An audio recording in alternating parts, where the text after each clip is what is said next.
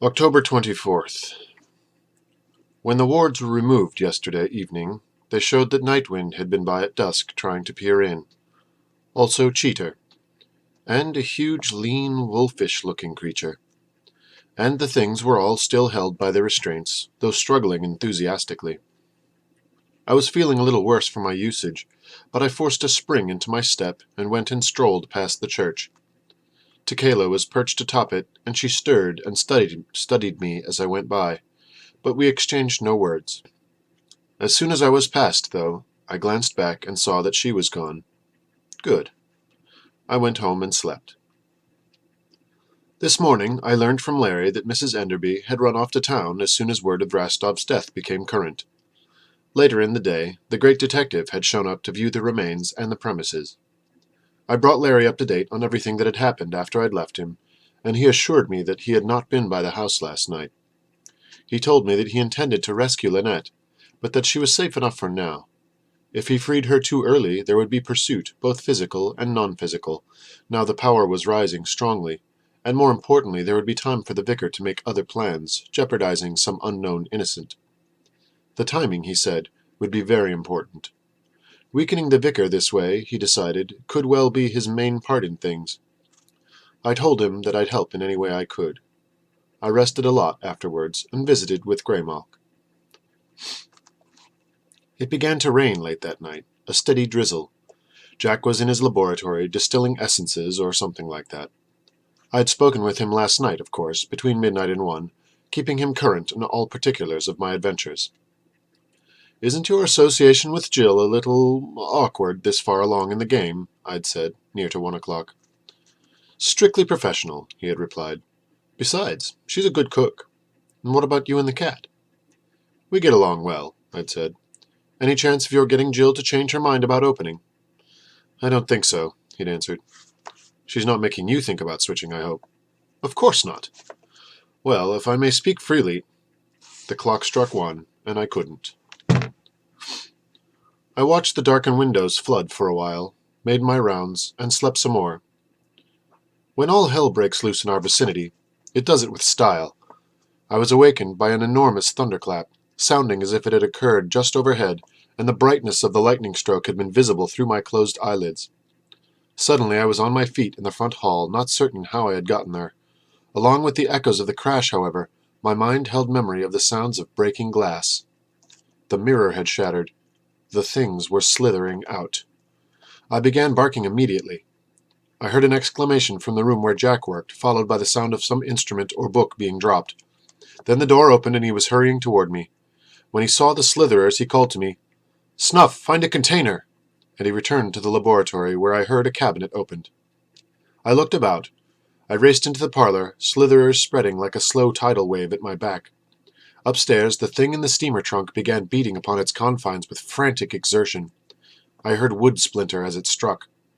And there were rattles from the attic. Another flash created a moment of yellow day beyond the windows, and the thunderclap that came with it shook the house. There was nothing in the parlor in the way of a mirror, but on a side table near the door stood a partly full, or partly empty, bottle of port wine, of the ruby variety. Recalling that this species casts a spell within the bottle, I reared and pushed it off of the table with my paw so that it fell on a rug rather than the floor's wood. It did not shatter, and its cork remained in place. There came another flash and another crash. The things upstairs continued their noisy activity, with indication that at least the inhabitant of the steamer trunk had gotten free. A glance hallward showed me the steady, continuous exodus of the things from the mirror. I heard Jack's footfalls.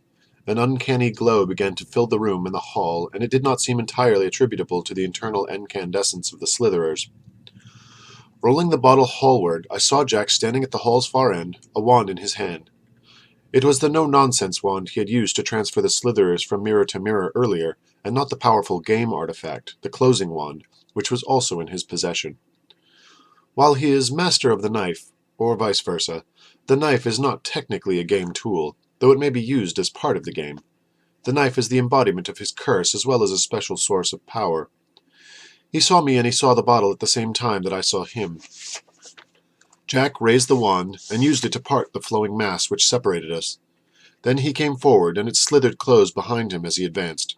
Coming up beside me, he picked up the bottle then, held it in his left hand, and uncorked it with his teeth. There came another thunder roll, and the eerie lightning assumed a definite greenish cast, giving Jack a corpse-like appearance. There was a scrambling sound overhead, and the yellow-eyed thing from the steamer trunk bounded down the stairs, cracking the banister as it came. "Deal with it, Snuff," Jack cried. "I can't." And he turned his attention and his wand upon the things from the mirror, compelling the nearest to enter the bottle. I gathered myself and sprang across the flow of slitherers, moving to the foot of the stair, my lips curled back and hair bristling as the thing came down. Too bad its neck was so short. I knew I was going to have to tear out its throat. The green light hung about it, and the rain sounded like thrown gravel against the roof and windows.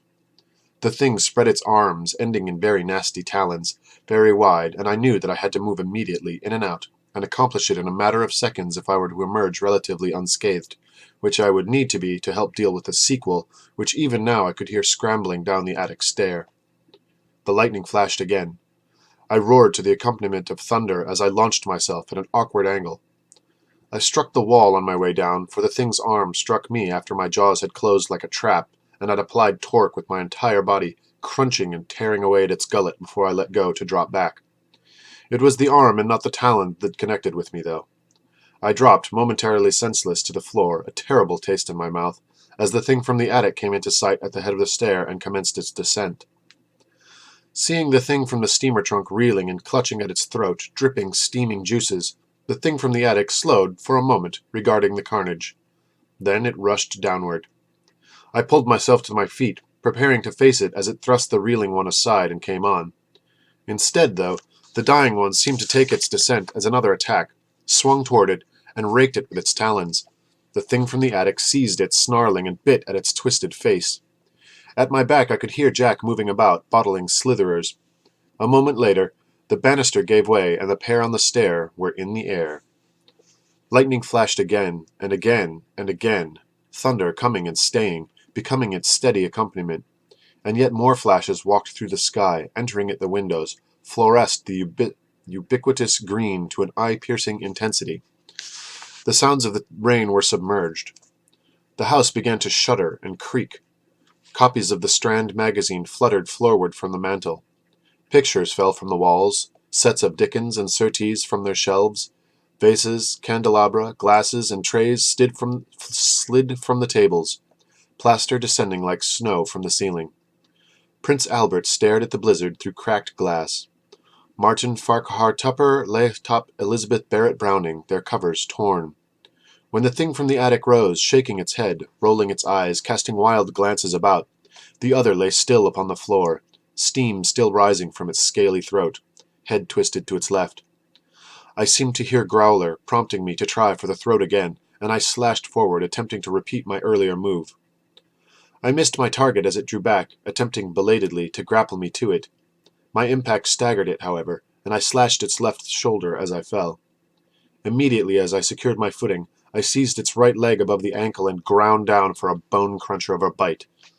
It recovered quickly and kicked me with the other foot. I hung on for another second's damage before releasing it and scrambling away, able to ride with the second kick. One I figured I could take in trade for something that would slow its movements, but I lacked the bulldog sensibility as well as the physique. The lightning and thunder had continued steadily the entire while, the thunder now having achieved the state of continuous roaring, as of a tornado singing its deep-throated song about the house, and the intensity of the light had us moving through a tableau of green and black, where tiny sparks now danced upon the surfaces of everything metallic, and all of my hair was on end for reasons other than the stimulus of combat. It was obvious now that this was no normal storm, but a manifestation of magical attack. I tried for the thing's other ankle and missed. Turning, I slashed at the arm which swung at me. I missed that too, but it missed me also. I darted away, growling, roared, and feinted to its right. It put weight on the injured ankle to reach after me and went off balance, struggling to recover. I was behind it immediately, passing on that side and worrying the ankle again from the rear. It bellowed then as it tried to reach me, but I hung on until finally it cast itself over backwards in an attempt to fall upon me and crush me. I relaxed my hold and tried to move away as it did so, but a flailing arm struck me in the head, knocking me to the floor, doubling my vision. Therefore it was two Jacks that I saw, wielding two blades, piercing two monsters' throats. Even as I crawled out from beneath the attic thing's outflung arm, the basement door crashed open, and in several quick bounds the thing from the circle was upon me. "Now, hound, I eat you," it said. I shook my head, trying to clear it. "Snuff, get back," Jack told me, turning toward it. Zzz. The starlight danced upon the blade in his hand, and I needed no further persuasion. I crawled toward the farther end of the now slitherless hall, passing a corked bottle of port and spirits as I went. Pieces of mirror gave back green dogs with jagged edges. Zzz. I watched as Jack finished his business, ready in case he required assistance, grateful that he did not. Plaster continued to rain down. Everything loose was on the floor. The thunder and the light and the house's shuddering had almost become a part of the environment. I suppose that if you lived with it long enough, there might come a time when you stopped noticing. I really didn't want to wait and see. As I watched the thing from the circle finally fall, following a masterful upstroke, I turned my stronger emotions toward the perpetrator of the onslaught which had caused their release. It was more than merely annoying, having had to put up with them all these weeks, and then to lose them this way before they could fulfill their function. Under the proper constraints, they had been intended as the bodyguard for our retreat, should one be necessary, following the events of the final night, after which they would have had their freedom in some isolated locale, obtaining the opportunity to add to the world's folklore of a darker nature. Now ruined the buffer plan. They weren't essential, but they might have proved useful should we have had to exit pursued by Furries. When the business was done, Jack traced pentagrams with his blade, calling upon the powers that would cleanse the place. With the first one, the green glow faded. With the second, the house stopped its shuddering. With the third, the thunder and lightning went away. And the fourth, the rain ceased. "Good show, Snuff," he said then. There came a knocking on the back door. We both headed in that direction, the blade vanishing and Jack's hair and clothing getting rearranged along the way. He opened the door. Jill and Greymalk stood before us. "Are you all right?" Jill asked. Jack smiled, nodded, and stepped aside. "Won't you come in?" he said. They did, though not before I'd noted that it seemed perfectly dry outside. "I'd invite you into the parlor," Jack said, "if you don't mind stepping over a few dismembered ogres." "Never did before," the lady answered, and he led her in that direction. The parlor floor was full of what had been on the shelves, the table, the mantelpiece, and everything was powdered with plaster. Jack raised the sofa cushions one by one, punching each and turning it upside down before replacing it. She took the seat he offered her, which afforded a view of the broken mirror and slashed demonic carcasses sprawled in the hall. The clock chimed 11:45. "I'll have to offer you sherry," Jack said. "The port's gone bad." "Sherry will be fine." He repaired to the cabinet, fetching back 2 glasses and a bottle. After he had poured a pair and given her one, he raised the other and looked at her over it. "What prompts your visit?" he said. "I hadn't seen you in over an hour," she replied, taking a small sip of sherry. "That is true," he answered, sipping his own. "But it is often that way with us. Every day, in fact. Still, I refer to your house as well as your person. I heard a small sound earlier, as of the tinkling of a crystal bell from this direction. When I looked this way, I saw nothing but a well of impenetrable darkness." "Ah, the old crystal bell effect," he mused. "Haven't seen that one since Alexandria. So you didn't hear any thunder, see any lightning?" "None at all." "Not badly done there, then, though I hate to admit it," he said, taking another sip. "Was it the vicar?" "I'd guess. Most likely still irritated with Snuff here. Perhaps you should have a few words with him." "I don't believe in giving warnings. But I give anybody 2 attempts on us to discover their folly. If they do not, and they try a 3rd time, I kill them. That is all." "He sent those creatures after you?" She gestured toward the hall. "No," he replied. "They were my own. They got loose during the attack. It must have involved a general manumission spell.